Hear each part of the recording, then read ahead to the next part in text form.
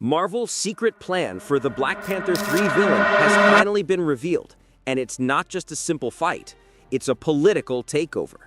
We finally know how Dr. Doom will attack Wakanda, and the plan involves Denzel Washington, a new Black Panther, and a heartbreaking civil war. In this video, we are breaking down the entire villain plot, all the evidence, and what it means for the future of the Avengers. Let's get into it. Let's not waste any time. The new villain for Black Panther 3 is Dr. Doom. But his plan isn't a simple invasion. It's a brilliant political takeover. The plan is Dr. Doom will manipulate T'Challa's son, Toussaint, to start a Wakandan civil war and take the throne. Doom won't be the main villain at first. He will act as an ally to the true heir, helping him take back his father's kingdom. Why? So Doom can gain full legal access to all of Wakanda's vibranium, making him the most powerful man on Earth before Secret Wars even begins. So how do we know this? The evidence has been hiding in plain sight. This theory isn't just a guess. It's based on 3 massive clues that are all pointing in the same direction. First, the new Black Panther. Actor Damson Idris recently revealed he's been in talks with Marvel and is ready to take up the Black Panther mantle. This isn't random casting. Marvel is clearly setting up T'Challa's son to return as the rightful heir. Think about it. The ending of Wakanda Forever introduced T'Challa's son, and everything points to Damson Idris playing the grown-up version of that character, a young prince returning to claim his father's throne. But here's the twist. He won't be coming back as a hero. He'll be coming back angry, manipulated, and ready to tear Wakanda apart. Word is, the new king of Wakanda won't show up until after Secret Wars, which gives Doom plenty of time to get inside this kid's head. Imagine growing up knowing your father was the greatest king Wakanda ever had, but you've been kept away from your birthright. That's exactly the kind of anger Doom can use. So who will be guiding this new prince? This is clue number 2, Denzel Washington. A few weeks ago, Denzel basically let the cat out of the bag. He mentioned he's been in talks with director Ryan Coogler, who's apparently writing a role just for him. That sent fans into a frenzy, especially since Marvel's been totally silent about what's next for the franchise. Washington even hinted this could be one of his last big roles before stepping away from acting, saying he only works with the best now, and a Marvel project definitely fits that category. But here's what makes this casting perfect for Doom's plan. Washington won't be playing a random character. He's the advisor, or regent, who will be secretly pulling the strings for Dr. Doom. Think about it. Who better to manipulate a young, angry prince than one of the greatest actors of all time? What makes all this even more emotional is the full circle moment it creates. Back when Chadwick Boseman was still with us, he revealed that Denzel Washington had quietly paid for his acting school tuition years earlier.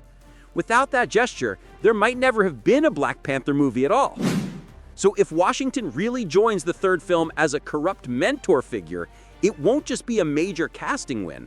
It'll feel like a deeply personal betrayal of everything T'Challa stood for. That's exactly the kind of emotional manipulation Doom would use. Finally, this is exactly what Dr. Doom does. In the comics, Doom stages a full-blown coup to seize control of Wakanda. This plan is straight out of the Doom War storyline. If you were ranking Black Panther's most iconic comic book enemies, Victor Von Doom takes the crown without question. He's the ultimate bad guy, a ruler of a small nation with a massive ego, a genius scientist, and a master of dark magic. Doom truly believes the world would be better off under his control, and in a twisted way, his logic almost makes sense. In the comics, Doom doesn't just attack Wakanda with armies. He's smarter than that. He manipulates the political system, turns families against each other, and makes people believe they're fighting for freedom when they're really fighting for him. By the end of Wakanda Forever, the throne had already changed hands. After the loss of T'Challa and Queen Ramonda, Shuri became the rightful heir but chose to step aside, leaving M'Baku as king. Still, it's hard to imagine every Wakandan tribe accepting his rule without resistance. Different factions could rise, pushing their own ideologies, demanding reforms, or even trying to reclaim power. That kind of political tension is exactly the opening someone like Doom would exploit. There's also been talk about Jamie Lawson from Ryan Coogler's recent Sinners movie potentially playing Zenzi, a major character from the Black Panther comics. If that's true, it'd be yet another perfect piece of Doom's puzzle. Zenzi is one of the most compelling anti-heroes in Wakanda's lore, a revolutionary from the neighboring nation of Naganda who gains psychic powers and becomes a symbol of rebellion against corrupt rulers. Created by writer Ta-Nehisi Coates, Zenzi later allies herself with Zemo and eventually even Hydra. If Marvel goes this route, Zenzi becomes another pawn in Doom's game to create chaos. She's not working for him directly. She thinks she's fighting for freedom. But Doom is pulling the strings behind everything, using her rebellion to weaken M'Baku's rule and make way for T'Challa's son to take power. So what does this new plan mean for Black Panther 3? This plan means the movie is a family civil war, not an alien invasion. Black Panther movies have always balanced action with political intrigue. In the first film, Killmonger challenged T'Challa for the throne. In Wakanda Forever, the nation faced internal strife after the king's death and the growing global interest in vibranium. Introducing this storyline in the threequel would continue that theme. A rebellion rising from within, led by someone who sees himself as the rightful heir rather than a villain. And if he's backed by Doom's manipulation, that sets up a massive political thriller within the next phase of Marvel storytelling. This new plot forces M'Baku to defend his throne against the son of T'Challa. Think about the impossible position this puts him in.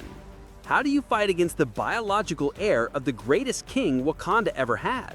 How do you convince people that this young man has been corrupted when he has every legal right to the throne? M'Baku would have to prove that T'Challa's son is being manipulated without looking like he's just trying to hold on to power. That's the kind of political tension that makes for incredible storytelling. If M'Baku does manage to keep control and earn full recognition as ruler, his first move would likely be to solidify power. He'd fill his cabinet with trusted allies, restructure the military, and push Wakanda toward a new era of defense. After everything the country's been through, from Thanos' invasion to Namor's attack, and with the growing global obsession over vibranium, a massive modernization effort would make total sense. With Wakanda in a civil war, it's the perfect reason for Storm to appear. In the comics, she and T'Challa shared more than just friendship. They were married, and in alternate universes, even had a son. With Marvel gearing up to introduce a new X-Men lineup after Secret Wars, bringing Storm into Black Panther 3 would be a perfect move. She could be the one person who sees through Doom's manipulation because she knew T'Challa better than anyone. On the Alliance side, Namor and his kingdom of Talokan would almost certainly return. He knows that if Wakanda falls to Doom's control, he's next in line to face the world's superpowers alone. Teaming up with M'Baku would be more than just strategy. It'd be about survival. Here's why this plan is so brilliant from Marvel's perspective. If Doom successfully gains control of Wakanda's vibranium through political manipulation rather than military conquest, he becomes the most powerful person on Earth going into Secret Wars. Think about it. Vibranium is the most powerful substance in the Marvel Universe. Captain America's shield, the Black Panther suit, Vision's body, Ultron's final form, they all depend on vibranium. If Doom controls the only source of vibranium on Earth, he controls everything. But he won't get it through invasion, which would unite the world against him. He'll get it legally, through manipulation and political maneuvering.